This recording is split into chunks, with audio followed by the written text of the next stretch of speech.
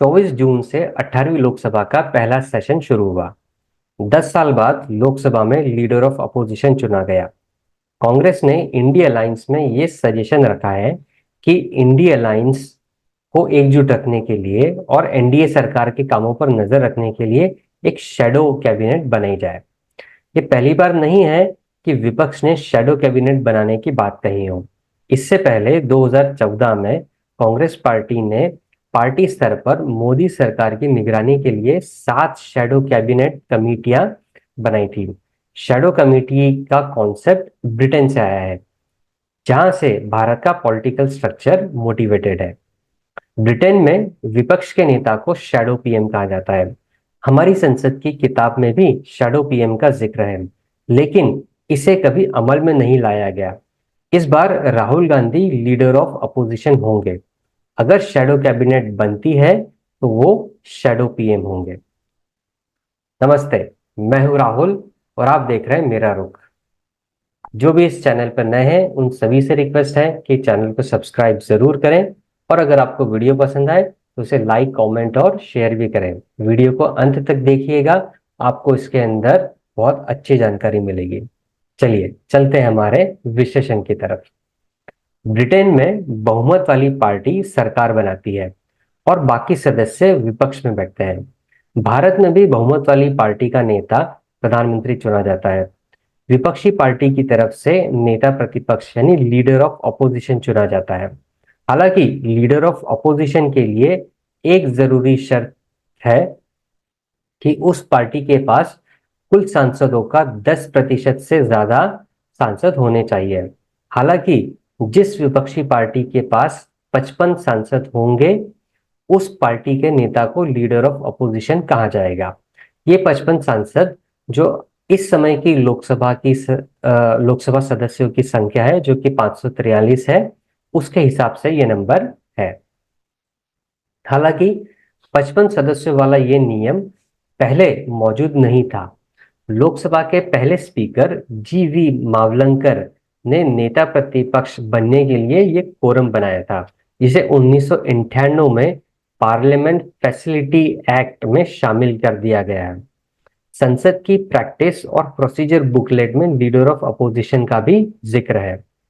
इसे आप प्रधानमंत्री का शैडो वर्जन समझ सकते हैं, यानी जिसके पास प्रधानमंत्री जैसी पावर तो नहीं होती, लेकिन उसकी जिम्मेदारी पीएम के जैसे ही होती है।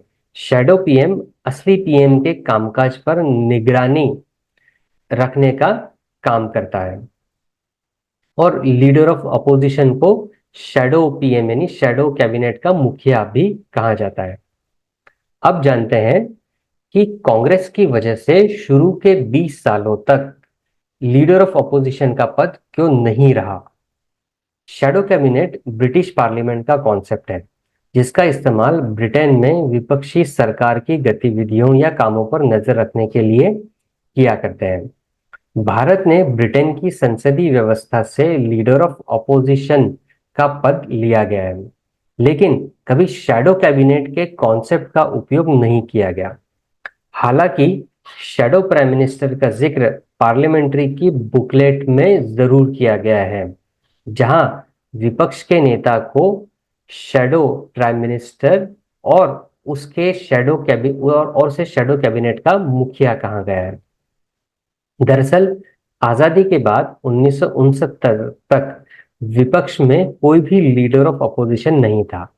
1969 में जब कांग्रेस का विभाजन हुआ तो कांग्रेस का एक बड़ा धड़ा विपक्ष में बैठा। कांग्रेस ओ के नेता राम सुभाष सिंह लोकसभा में पहले लीडर ऑफ अपोजिशन थे। 1977 में नेता प्रतिपक्ष के लिए salary and allowances of leader of opposition act पारित हुआ। इसमें बताया गया कि विपक्ष की सबसे बड़ी पार्टी का नेता विपक्ष का नेता बन सकता है। इसमें 10% या किसी अंक का जिक्र नहीं था। बावजूद इसके लोकसभा में देश के पहले स्पीकर मालवलंकर के 10% वाले नियम को फॉलो किया जाता है। आइए अब समझते हैं कि शैडो पीएम क्या होता है और ये क्या कर सकता है। आसान भाषा में शैडो कैबिनेट मतलब छाया मंत्रिमंडल। जिस प्रकार इंसानी शरीर की एक परछाई या छाया होती है जो शरीर के साथ साथ तो चलती है लेकिन खुद कुछ नहीं कर सकती, उसे हमेशा शरीर के हिसाब से ही रहना पड़ता है। ठीक उसी तरह छाया मंत्रिमंडल सरकार की परछाई होती है जो सरकार के सामने विपक्ष की एक कैबिनेट होती है। वैसे तो ये इनके पास कोई फैसले लेने की शक्ति नहीं होती, लेकिन परछाई की तरह ही सरकार पर हर वक्त नजर रख सकती है। यह परछाई कभी कभी सरकार में आवाज भी उठाती है। अब देखते हैं कि दुनिया में कहां कहां पर ये शैडो कैबिनेट है। शैडो कैबिनेट की व्यवस्था आमतौर पर कॉमनवेल्थ देशों में है। इसलिए ऐसा इसलिए है क्योंकि इन देशों ने भी भारत की ही तरह संसदीय प्रणाली को ब्रिटेन से अपनाया है। इन देशों की संसद की व्यवस्था भी लगभग भारत के संसद की व्यवस्था जैसी ही है। फिलहाल यूके के अलावा कनाडा, न्यूजीलैंड और ऑस्ट्रेलिया में शैडो कैबिनेट का सिस्टम है। आइए समझते हैं वहां पर कौन कौन फिलहाल उस शैडो कैबिनेट को लीड कर रहा है। कनाडा, यहाँ पर वर्तमान में शैडो कैबिनेट में विपक्ष की कंजर्वेटिव पार्टी के मेंबर शामिल हैं। पियरे पॉलिवियर को विपक्ष का नेता और शैडो प्राइम मिनिस्टर चुना गया है। ऑस्ट्रेलिया, शैडो कैबिनेट में विपक्ष की लिबरल पार्टी के मेंबर्स शामिल हैं।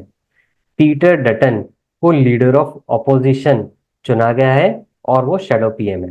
न्यूजीलैंड, यहाँ लेबर पार्टी के मेंबर्स ने सरकार के सामने अपनी शैडो कैबिनेट बनाई है। क्रिस हिपिक्सन क्रिस हिपिक्स को इसका मुखिया और लीडर ऑफ ऑपोजिशन बनाया गया है और वो शैडो पीएम भी है। जानते हैं भारत के राज्यों में शैडो कैबिनेट चलाने के प्रयास के बारे में। केंद्र में भले ही अब तक शैडो कैबिनेट नहीं रही हो, लेकिन राज्यों में इस कॉन्सेप्ट को अपनाने की कोशिश जरूर की गई है। पॉलिटिकल एक्सपर्ट बताते हैं कि राज्यों में भी शैडो कैबिनेट बनाने की कोशिश तो हुई, लेकिन वो केवल खाना पूर्ति वाला मामला ही रहा। यह अब तक कभी भी एक सफलतापूर्वक लागू नहीं हो पाया। पॉलिटिकल एक्सपर्ट अमिताभ तिवारी का मानना है कि भले ही शैडो कैबिनेट के बारे में साफ तौर पर जिक्र नहीं है, फिर भी विपक्ष को कम से कम संसद में सरकार के मुख्य मंत्रालयों पर नजर रखने के लिए छोटी शैडो कमेटी तो जरूर बनानी चाहिए। अब हम ये समझने की कोशिश करते हैं कि भारत के किन राज्यों में इस कॉन्सेप्ट को अप्लाई करने की कोशिश की गई और कब की गई। 2005 महाराष्ट्र। महाराष्ट्र में मुख्य विपक्षी पार्टी बीजेपी और शिवसेना ने उस समय की तत्कालीन कांग्रेस और एनसीपी सरकार, जो गठबंधन की सरकार थी, उसके खिलाफ एक शैडो कैबिनेट बनाई थी। 2014 कांग्रेस ने मध्य प्रदेश में बीजेपी की सरकार के खिलाफ राज्य में शैडो कैबिनेट बनाई थी। गोवा 2015, गोवा की एक एनजीओ जेन नेक्स्ट ने सरकार के काम पर नजर रखने के लिए एक शैडो कमेटी बनाई थी। 2018 में केरल की सिविलियन सोसाइटी मेंबर्स ने पिनरई विजयन की एलडीएफ सरकार पर नजर रखने के लिए एक शैडो कैबिनेट बनाई थी। भारत में शैडो कैबिनेट सिस्टम को लेकर पॉलिटिकल एक्सपर्ट राशिद किदवई कहते हैं कि इसका जिक्र भले ही किया गया हो, लेकिन शैडो कैबिनेट को भारत में कोई संवैधानिक हैसियत प्राप्त नहीं है। भारत की संसदीय प्रणाली में पहले ही लीडर ऑफ अपोजिशन यानी नेता प्रतिपक्ष को कैबिनेट मंत्री का दर्जा दिया गया है। हमारे यहाँ सरकार पर चेक और बैलेंस रखने के लिए कमेटी सिस्टम है, जिसमें विपक्ष के सदस्य भी हिस्सा लेते हैं। लोकसभा के पूर्व महासचिव पीडीटी आचार्य कहते हैं कि वर्तमान परिस्थितियों को देखें तो संसद में एक तरफ लीडर ऑफ हाउस तो दूसरी तरफ लीडर ऑफ अपोजिशन है। इसमें शैडो कैबिनेट बनाए जाने की मुझे कोई संभावना नहीं दिखती। वे कहते हैं कि शैडो कैबिनेट सिर्फ विपक्ष के अपने साथियों को सम्मानित करने का एक तरीका है कि अगर वे कभी सत्ता में आते हैं तो उनका मंत्रिमंडल कैसा होगा। ऐसी स्थिति में कभी भारत में बनी तो विपक्ष में अभी वो एकता नहीं है कि वो किसी को अपना शैडो प्राइम मिनिस्टर बना सके। राजनीतिक महत्वाकांक्षा और गुटबाजी के चलते ये सिस्टम भारत में लागू हो पाना थोड़ा मुश्किल है। इसे लेकर सुप्रीम कोर्ट के वकील विराग गुप्ता कहते हैं कि शैडो कैबिनेट के बारे में भारत के संविधान, कानून और संसद के नियम में कोई प्रावधान नहीं है। संविधान के भाग 5 में केंद्र सरकार और संसद और भाग 6 में राज्य सरकार और उसकी विधानसभा के बारे में विस्तार से बताया गया है। ब्रिटेन की वेस्टमिनिस्टर प्रणाली में शैडो कैबिनेट का गठन नेता प्रतिपक्ष करता है। वहां साल 1807 से नेता प्रतिपक्ष की परंपरा है, जिसके लिए साल 1911 में संसद अधिनियम बनाया गया। साल 1937 में बनाए गए ministries of the crown act में धारा 10 में शैडो कैबिनेट के बारे में प्रावधान है। लेकिन भारत में नेता प्रतिपक्ष के अधिकार, जिम्मेदारियों के बारे में संसद में कानून नहीं बनाने की वजह से शैडो कैबिनेट पर बहस शुरू नहीं हो पाई है। तो ये था आज का एक विश्लेषण, जिसके अंदर हमने ये समझने की कोशिश करी कि शैडो कैबिनेट आखिर होती क्या है और ये किस तरह से काम करती है, कहां कहां पर ये शैडो कैबिनेट है, और अगर मान लीजिए भारत में शैडो कैबिनेट बनती है तो लीडर ऑफ अपोजिशन जो कि अभी राहुल गांधी है वो उसके मुखिया हो सकते हैं, तो वो शैडो प्राइम मिनिस्टर हो सकते हैं। तो ये था आज का एनालिसिस। उम्मीद है आपको पसंद आया होगा, और अगर अच्छा लगा तो इसे लाइक, कमेंट और शेयर जरूर करें। चैनल को सब्सक्राइब भी जरूर करें। मिलेंगे आपसे अगले वीडियो में किसी और विषय के साथ, किसी और एनालिसिस के साथ। तब तक अपना और अपने अपनों का ख्याल रखिए। धन्यवाद।